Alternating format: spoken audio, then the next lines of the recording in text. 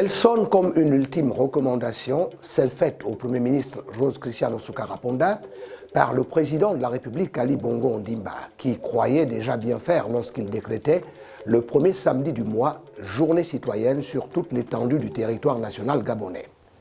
C'était sans compter avec l'incivisme de nombre de ses compatriotes qui,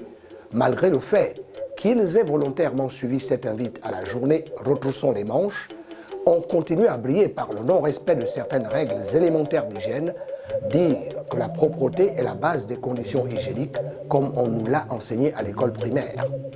Conséquence, ces immondices qui jonchent nos artères routières, ces herbes qui surplombent de nombreuses bâtisses, ces cours d'eau pollués, ces maladies liées à la pollution, bref, ces éléments nocifs qui rendent malades et enlaidissent nos villes.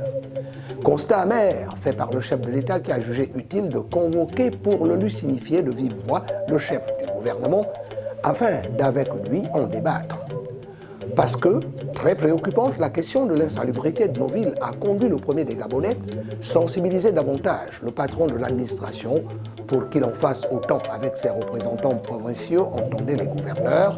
pour que, l'exemple venant d'en haut,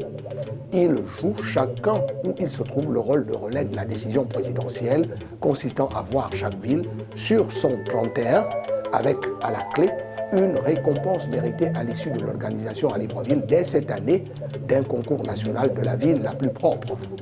Pour donner le ton, Ali Bongo Ondimba a instruit Rose Christian Osunkara Ponda de rendre le pari de faire de nos villes des cités propres et vivables, facile en décaissant 500 millions de francs CFA en faveur de l'arrondissement le plus propre et octroyant 2 milliards de nos francs à chaque capitale provinciale, Libreville compris.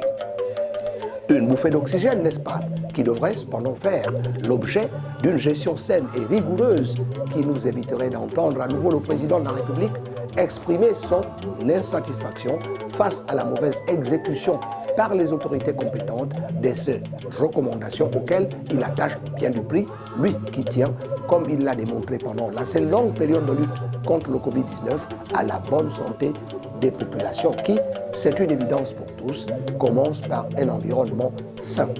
Ce qui demande à celle-ci une implication de tous les instants pour accompagner significativement les autorités dans leur devoir gigantesque de veiller à garder la cité propre. Cela n'étant possible que grâce à la conjugaison des efforts de tous. L'on peut donc de ce fait conclure que l'adresse du président de la République au chef du gouvernement est également tournée vers les populations qui doivent s'en inspirer pour comprendre qu'au-delà d'une audience accordée à Rose Christian Osunkara Ponda par Ali Bongo Ondimba, il y a visiblement une interpellation en direction de chaque Gabonais pour qu'il consente librement à faire sien des principes universels de savoir-vivre et de préservation de son environnement,